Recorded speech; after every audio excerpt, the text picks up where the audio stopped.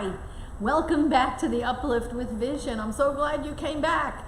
I'm really excited to do these broadcasts, and I'm so glad that you're here accompanying me, so I'm not doing them alone.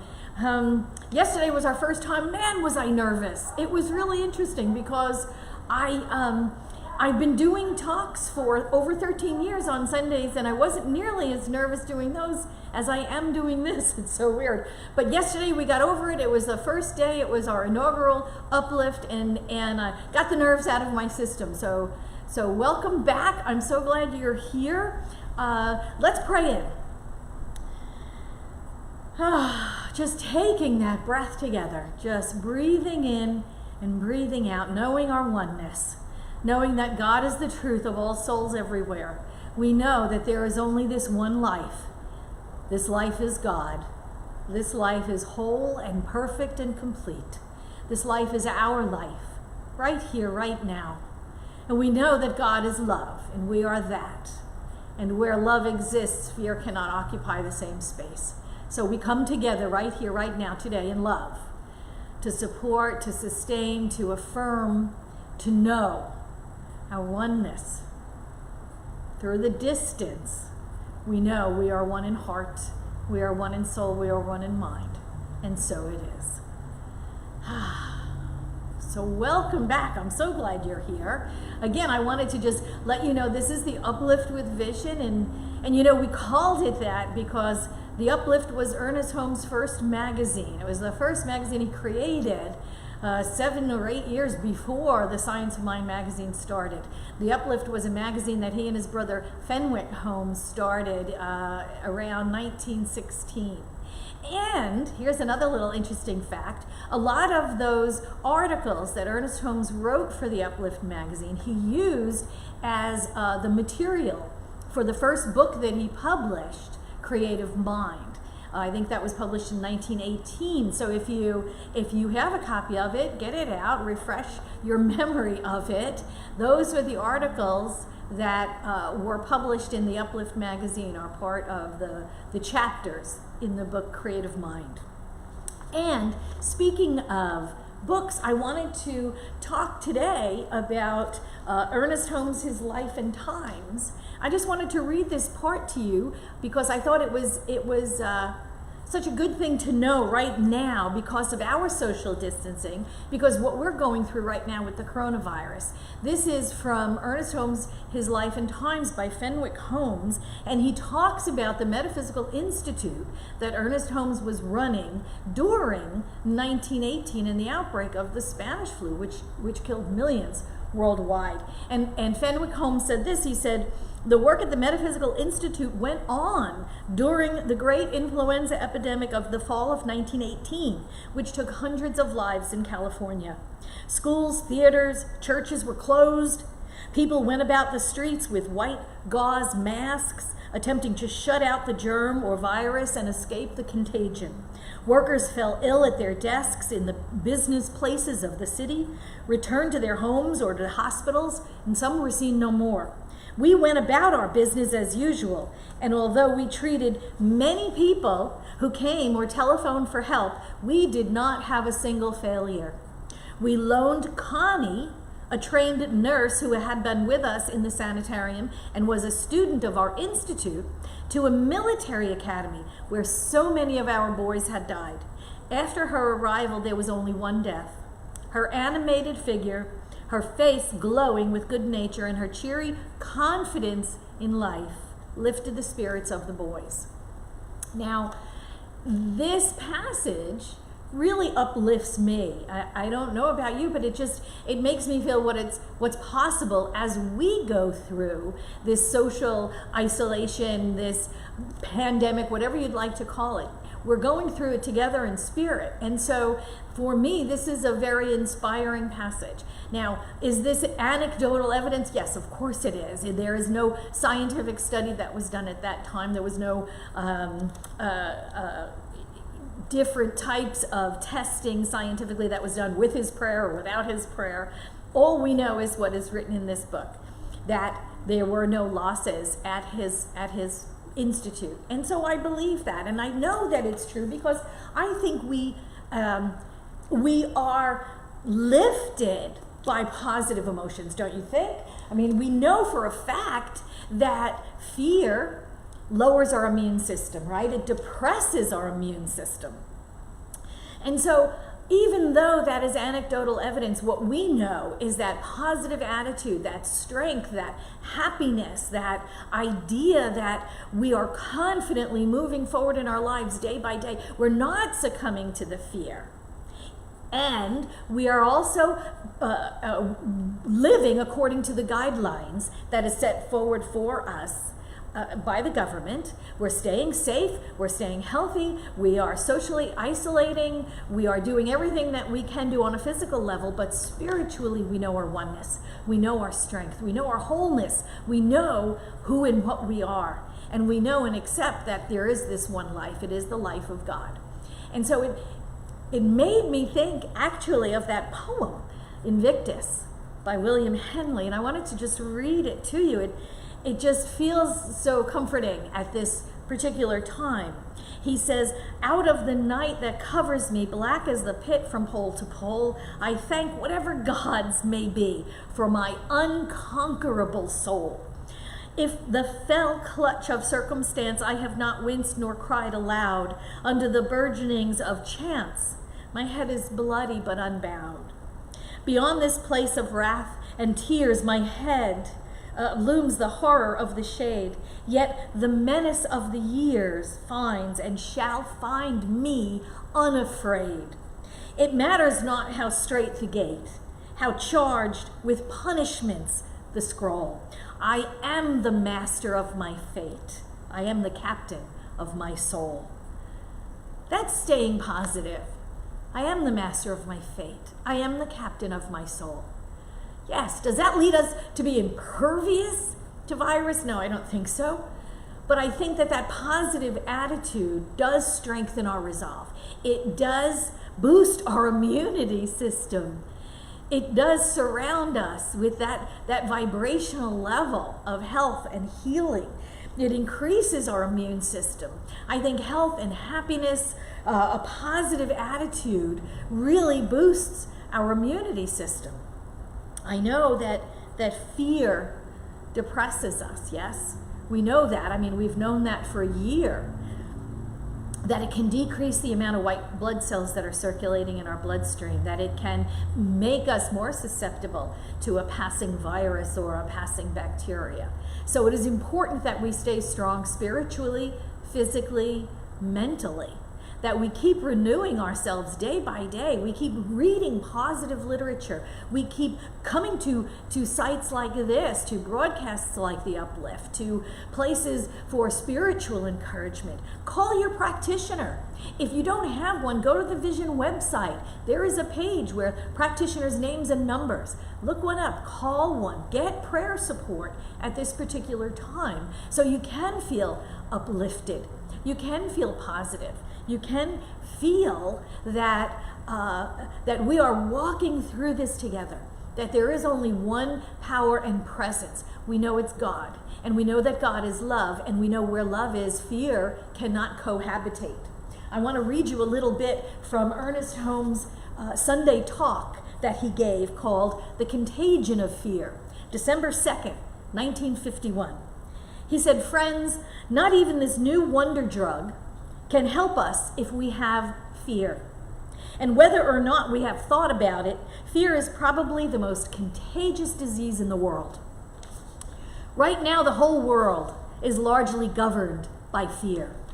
We're afraid of this and that, and something else we're afraid of that has happened, and what is happening, and what we think is going to happen. And as a result of this, there is great confusion in the world, great uncertainty, and we all cry out for strong leaders who will show us what to do.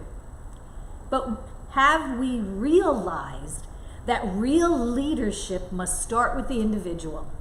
That until we sort out our own thoughts, we cannot expect great leadership.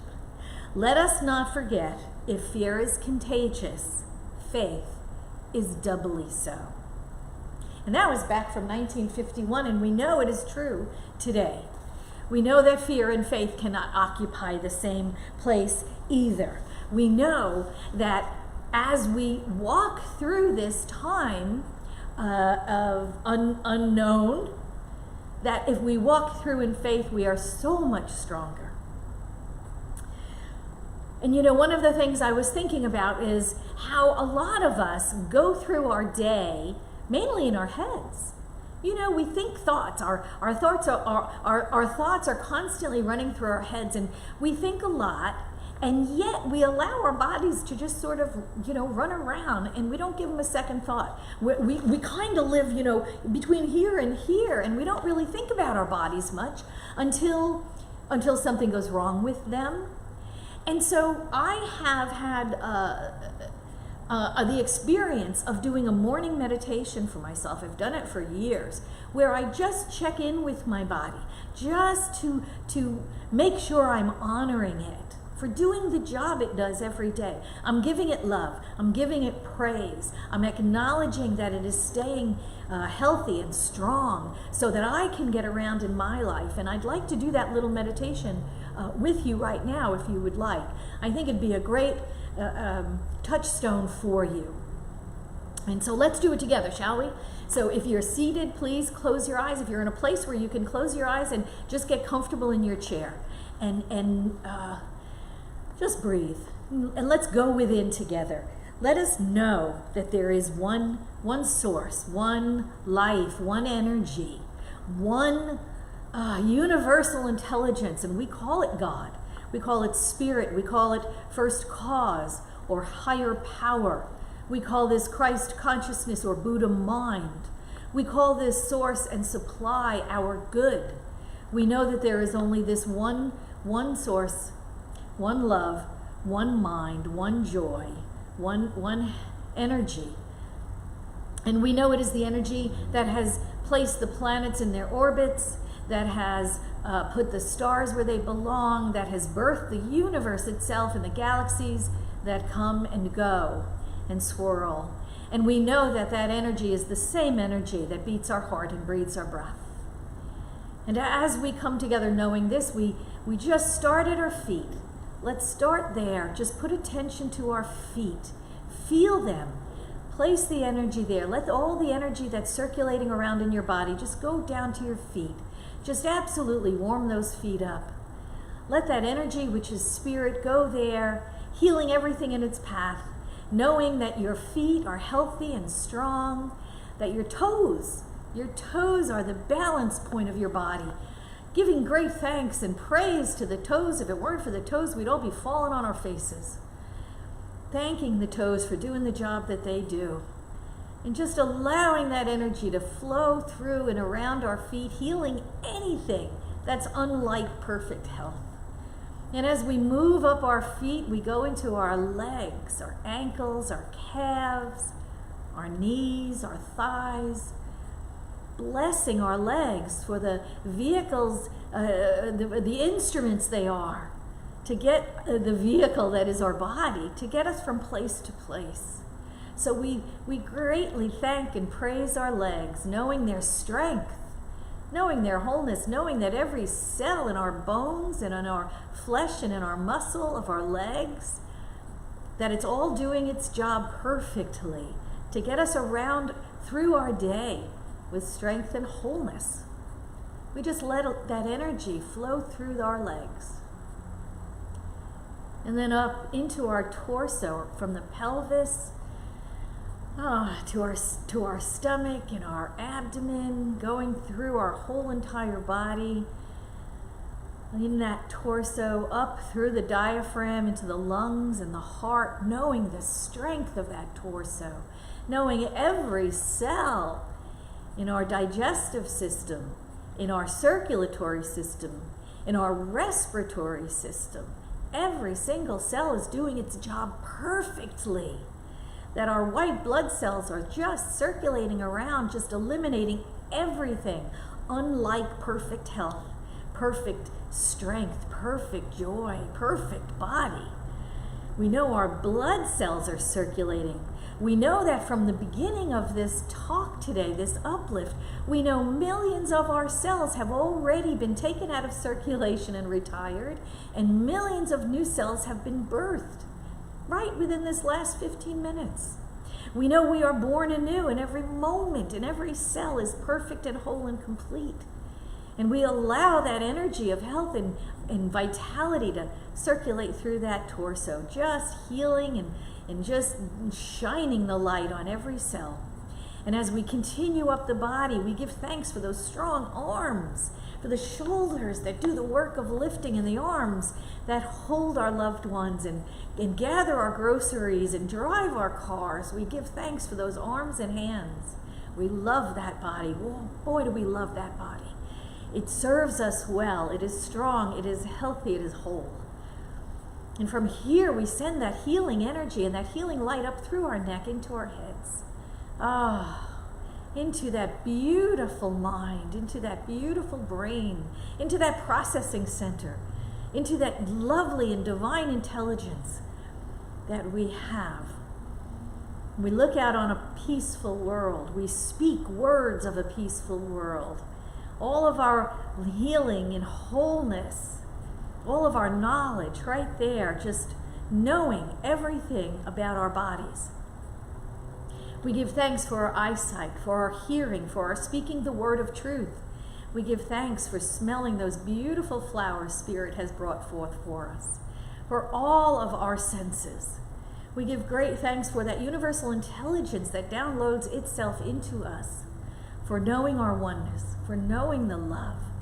And we just give great thanks, and we allow that healing energy, that energy which is God, to circulate into every cell, every muscle, every bone, every fiber, all of our immune system, our lymph system, our circulatory system, our digestive system, our respiratory system, every system in our body working at peak efficiency. We give it thanks, we give it praise, we bless our bodies, bless it in strength and wholeness, knowing it carries us through this time in love and in joy, being the light in the world so that we can be the light for others. I'm just breathing in this truth. I know right here and right now, this is the truth of us, this is the truth of our bodies, this is the truth of our oneness. And I simply let it be right here, right now. And so it is. Amen. How does that make your body feel? Does it make your body feel great, feel honored, feel energized, feel strong and helpful? That's the way we encourage ourselves to go through this time of social separation, knowing our oneness on a spiritual level. We get through this. We absolutely get through this together. Together at a distance, but together. Thank you for joining me today. And I'll be back tomorrow again, 1 p.m., what is it, PSD? Pacific Daylight Time. 1 p.m. Let's gather together again in strength, in wholeness, in support, in affirmation of our oneness. I want you to look at the chats on the side of this broadcast. I know John has put up a link to donate to Vision. You know, in this time of separation, it would be lovely to have donations from a distance to keep this ministry healthy, to keep it up and running as well as our bodies and everybody here. If you don't see the link to donate, you can go to our web page. There is a button to donate there. I invite you to do so.